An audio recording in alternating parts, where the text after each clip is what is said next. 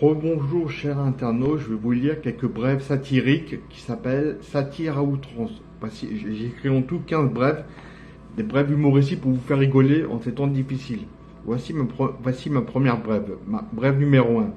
Depuis qu'à Charlie Hebdo, Georges Wolinski et Camus sont morts, ils sont leur propre caricature qu'il n'y a plus besoin de leur faire un dessin. Voici ma deuxième brève, brève numéro 2. La France est tellement fracturée que le gouvernement a du mal à recruter... Je refais, excusez-moi. Brève numéro 2. La France est tellement fracturée que le gouvernement a du mal à recruter des médecins et des infirmières pour soigner les bobos des Français. Troisième brève numéro 3. La France est si fissurée qu'on a besoin de bouche-trous pour remplacer tous les Français tant égoïstes. Brève numéro 4. Si Macron veut qu'en France les gens travaillent qu'il y ait moins de chômeurs, il n'a qu'à leur filer le mode d'emploi. Brève numéro 5. Si Macron hébergeait tous les sans-papiers dans chaque église de France, tous les Français en déduiraient qu'enfin pour une fois, tous les Français et les étrangers seraient tous logés à la même enseigne de l'hôtel. Brève numéro 6. Macron fait une politique très maladroite. Brève numéro 7 avec l'arrêt Brève numéro 7 avec l'arrêt en série de Plus belle la vie. Plus belle sera tellement la vie qu'il y aura désormais un si grand soleil. Brève numéro 8. Ça y est, Macron, me semble-t-il, a définitivement trouvé la solution pour éradiquer le chômage. Il distribue enfin, en prime de partage de la valeur travail, une prime d'activité comme mode d'emploi aux futurs anciens chômeurs. Brève numéro 9. Avec la suppression de l'appel accession pour les personnes handicapées désirant acheter à crédit leur logement, tout cela est à coup sûr à mettre au discrédit du gouvernement qui obligera les personnes handicapées à rester la location.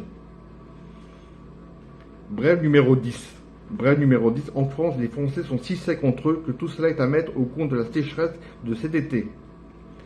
Brève numéro 11. Le climat social en France est si électrique que ça pompe toute leur énergie aux Français. Brève numéro 12. Ça y est, le gouvernement de Macron sort la lanterne rouge pour inciter les Français à retourner à l'époque de la bougie au Moyen-Âge, que les Français ont déduit que c'est le gouvernement qui tiendra la chandelle, comme l'enjeu en vaudra si largement la chandelle. Brève numéro 13. Si en 2027 Marine Le Pen est élue président de la République, je reprends, excusez-moi. Brève numéro 13. Je vous redis, chers internautes. Brève numéro 13. Si en 2027 Marine Le Pen est élue président de la République, ce sera grâce au rassemblement... je refais. Brève numéro 13. Si en 2027 Marine Le Pen est élue présidente de la République, ce sera grâce au Rassemblement national de tous les Français qui feront l'affront national aux égoïstes. Brève numéro 14.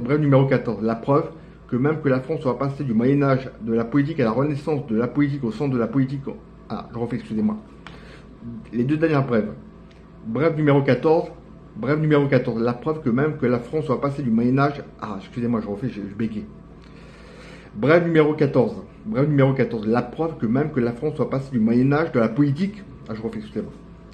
Brève numéro 14.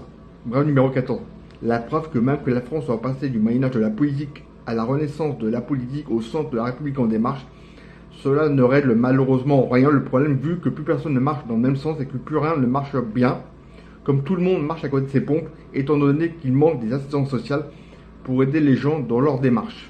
Voilà. Et enfin, pour terminer, chez Internaute, voici la dernière brève numéro 15. Et pour terminer en bonté, ne dis plus chacun pour soi et Dieu pour tous, mais un pousse-toi et tous plus rien. Voilà. Sur ce, chers internautes, je vous dis bonne journée et à bientôt. Au revoir.